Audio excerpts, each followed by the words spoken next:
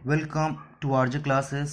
और आज जो हम लोग करने वाले हैं that is the Newton's law of gravitation. दो वर्ड पहले सीखते हैं। पहला तो वर्ड सीखेंगे हम लोग ग्रेविटेशन एंड अदर वर्ड जो अपने पास है दैट इज द ग्रेविटी। और इसके संग संग ही एक और हम लोग वर्ड करेंगे क्या, acceleration due to gravity.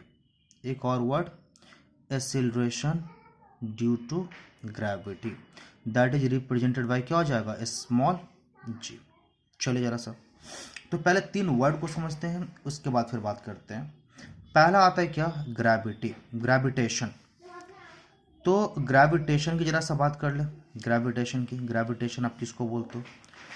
Force of attraction between, suppose करो मेरे पास ये एक ऑब्जेक्ट है और ये एक ऑब्जेक्ट है। इन दोनों ऑब्जेक्ट के बीच में मेरे पास जो अट्रैक्टिव फोर्स लगना है उस अट्रैक्टिव फोर्स को आप क्या बोलते हो, gravity means gravitational force.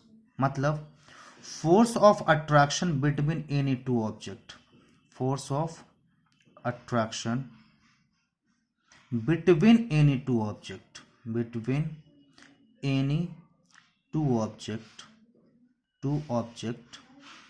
in this universe is called gravitational force, is called gravitational force। मतलब देखिए एक चीज आपको समझ में आ गया कि दो ऑब्जेक्ट के बीच में जो फोर्स है जिससे वे दोनों एक दूसरे को अट्रैक्ट करते हैं उस फोर्स को आप क्या बता रहे हो, ग्रेविटेशनल फोर्स। अब क्या आता है, सपोज करो मेरे पास जो हमने दो ऑब्जेक्ट लिया था, इन दोनों ऑब्जेक्ट में एक ऑब्जेक्ट मेरा क्या हो गया, अर्थ। प्रॉपर समझिए, चीजें वही है। अभी भी मेरे पास दो ऑब्जेक्ट है और इन दोनों ऑब्जेक्ट के बीच में क्या हो रहा है, अभी फोर्स, फिर बात वही हो रही है, फोर्स लग रहा है। बट इस बार क्या हो गया, इन दोनों ऑब्जेक्ट में एक ऑब्जेक्ट जो मेरे पास है वो क्या है, मेरे पास अर्थ है। तो फिर इसी फोर्स का, फिर इसी अट्रैक्टिव फोर्स का नाम क्या हो जाएगा, ग्रेविटी, फोर्स ऑफ ग्रेविटी। तब वो ग्रेविटेशनल फोर्स नहीं कराएगा। So in case of earth that force is, this force is क्या जाएगा, is named as force of gravity. तो आप फोर्स ऑफ ग्रेविटी का डेफिनेशन क्या दोगे, force of attraction between the earth and any other object in the universe is said to be the force of gravity. ये तो समझ में आ गया। अब आता है क्या, एक्सीलरेशन ड्यू टू ग्रेविटी। एक वर्ड जो समझना जरूरी है क्योंकि इसके बाद काम लगने वाला, फिर मौका मिलेगा उसमें। Acceleration due to gravity, acceleration due to gravity. चलिए जरा सा बात कर ले। आप बोलते हो क्या एक्सीलरेशन, आप बोलते हो change in velocity with respect to time, बिल्कुल। और ये वेलोसिटी में जो चेंज आ रहा है आपके पास विथ रिस्पेक्ट टू फोर्स आप बात करते हैं, क्योंकि चेंजेस आपके अंदर तभी आना है जो आप क्या करते हो, फोर्स अप्लाइड करके एक ऑब्जेक्ट के वेलोसिटी को चेंज करने के लिए कंपेल्ड करते हो। तो आप पता है क्या, तो लेकिन अब यहां जो आप बात कर रहे हैं एक्सेलरेशन की, आप सिंपली समझिए एक्सेलरेशन क्या बोल दिए, change in velocity with respect to time. लेकिन अभी जो आप एक्सेलरेशन की बात कर रहे हैं वो किसी एक्सटर्नल फोर्स के कारण नहीं हो रही है। अब कौन से फोर्स, ड्यू टू ग्रेविटी, ये ग्रेविटेशनल फोर्स के कारण, फोर्स ऑफ ग्रेविटी के कारण हो रहा है। तो अगर एक ऑब्जेक्ट आपका फ्रीली फॉल करता है नीचे की तरफ, और जब ये फ्रीली फॉल करता है तो यहाँ पे किस में था, आप बोलोगे सर u इक्वल्स टू 0, ये रेस्ट में था। लेकिन जैसे जैसे ये नीचे की तरफ बढ़ता चला जाता है इसकी वेलोसिटी बढ़ती चली जाती है। मतलब आप बोल रहे हो कि सर ये तो क्लियर हो गया कि ये एक्सीलरेट हो रहा है, लेकिन ये एक्सीलरेट किसकी वजह से हो रहा है? तो फिर तुरंत जवाब आप खुद दोगे कि सर ये जो एक्सीलरेट हो रहा है ये ग्रेविटी की वजह से हो रहा है ना। एक्सीलरेशन आया इसके अंदर, लेकिन that acceleration has been produced due to the force of gravity, इसलिए इसका नाम ही क्या हो जाएगा, acceleration due to gravity. Acceleration possessed by a freely falling object due to the force of gravity. आप क्या लिखते हो, acceleration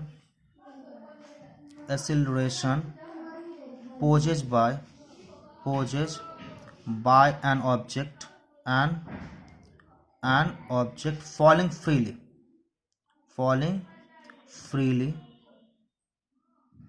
due to the force of gravity,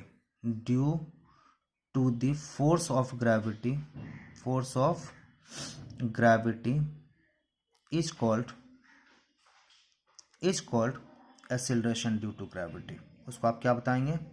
acceleration due to gravity, due to gravity. चले जरा सा, तो आपके पास करीब करीब सारी चीज़ें खत्म हो गई। आपके पास ग्रेविटी खत्म हो गया, ग्रेविटेशनल फोर्स खत्म हो गया, एक्सीलरेशन ड्यू टू ग्रेविटी खत्म हो गया। अब हम बात करते हैं न्यूटन्स लॉ ऑफ ग्रेविटी की। चले जरा सा देखें, सपोज करो मेरे पास दो ऑब्जेक्ट है, एक ऑब्जेक्ट ये और एक ऑब्जेक्ट ये, ठीक है। एक का मास m है, दूसरे का मास क्या हो, सपोज करो स्मॉल m है। इनके बीच के दोनों का डिस्टेंस सपोज करो कितने का है, ये d का है।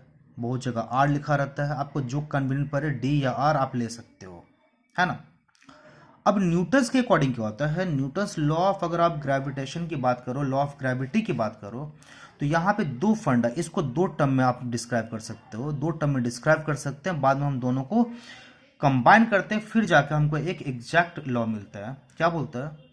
फोर्स ऑफ ग्रेविटी, है ना, force of gravity between two object in this universe, gravitational force between the two object in this universe is directly proportional to the product of their masses. मतलब F is directly proportional to M into small m, या आप इसको M1 और M2 ले सकते हो, जैसा आपका मन करे। सो M और स्मॉल m ने लिया था, तो आप बहुत क्लियर सा चीज बोल दिए क्या, force of attraction between any two object is directly proportional to the product of their masses. मतलब जिस रिस्पेक्ट में उनका मास होगा, उसी हिसाब से इनके बीच में फोर्स भी लगेगा। अगर मास कम, फोर्स कम, मास ज्यादा, फोर्स ज्यादा। एंड दूसरी बात फिर क्या बोल रहा है कि that force is inversely proportional, to the square of distance between them. मतलब साफ है, जैसे जैसे क्या बोल रहे हैं आप, force is inversely proportional to the square of distance between them. मतलब जैसे जैसे दोनों के बीच में डिस्टेंस बढ़ता चला जाएगा, वैसे वैसे फोर्स क्या हो जाएगा, कम होता चला जाएगा। और यही फंडा हर एक जगह फोर्स के केस में अप्लाइड होता है। अब देखो जरा सा, ये मेरे पास क्या हो गया, फर्स्ट क्या बोले थे कि जितना ज्यादा मास उतना ज्यादा मेरे पास फोर्स ऑफ ग्रेविटी, जितना मेरे पास डिस्टेंस बढ़ता चला जाएगा उतना फोर्स क्या होता जाएगा, कम होता चला जाएगा। और अगर इन दोनों को हम मिला दें तो मेरे पास क्या आ जाएगा, F proportional to m by D square. ये मेरे पास क्या हो गया, एक वैल्यू निकल के आ गया, है ना। अब ये तो निकल आया मेरे पास वैल्यू। अब आपके पास क्या हो गया, तो इन दोनों इक्वेशन को जब कंबाइन कर, आप लिख दीजिएगा ऑन कंबाइन इक्वेशन 1 और 2। अब आपके पास, मतलब आपके पास अगर पूरा एक संग हमको लॉ बताना हो, तो Newton's law of gravity state that force of attraction between any two object is directly proportional to the product of their masses and inversely proportional to the square of distance between them। ये आ गया आपके पास। अब आपके पास proportionality में term दिया हुआ है, value तो फाइंड नहीं होगी, तो हम क्या करेंगे, प्रोपोर्शनैलिटी को हटाएंगे। और जब भी आप जानते हो फिजिक्स केमिस्ट्री कहीं भी, जैसे ही आप प्रोपोर्शनैलिटी साइन को रिमूव करोगे क्या हो जाएगा, आपको एक कांस्टेंट लेना होगा, और ये कांस्टेंट क्या आ जाएगा, कैपिटल G। m बाई क्या हो जाएगा, D square. And capital G जो है मेरे पास क्या है, G equals to proportionality constant, proportionality constant. तो मतलब ये जब भी आप प्रोपोर्शनैलिटी हटाओगे, कांस्टेंट है ये, और इसको क्या बोलते हैं, यूनिवर्सल, क्या बोलते हैं इसको, universal gravitational constant, universal gravitational constant, है ना। तो universal constant of gravity, universal gravitational constant क्यों बोलते हैं, कि इसकी वैल्यू हमेशा कैसा रहेगा, कांस्टेंट रहेगा।